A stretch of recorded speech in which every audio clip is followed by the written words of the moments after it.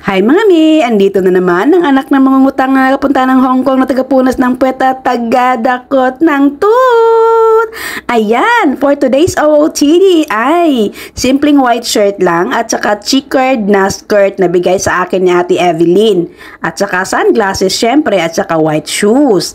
At yung bag ko na yan ay $50 lang yan sa ukay-ukay. So tara, samahan nyo na akong mag-day off kahit hindi ko pa alam kung saan ang destinasyon namin kasi wala kaming ganap for today. Ayan, day off na naman tayo.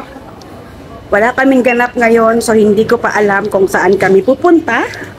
So don't worry, isasama ko pa rin kayo kahit ayaw nyo.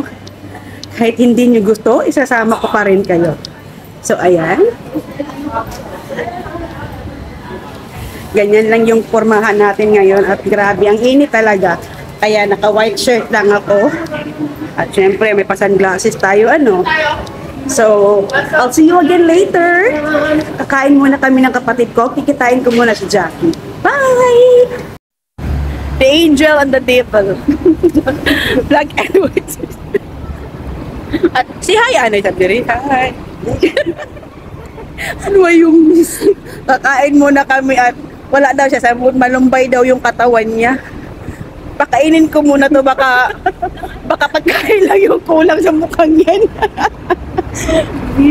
At ayun na nga, 'di ba sabi ko, papatikim ko sa kapatid ko yung kinain ko doon sa bagong bukas na restaurant. So ayun, dinala ko na siya dito at pinatikim ko sa kanya yung kinain ko na pork neck or pork jowl.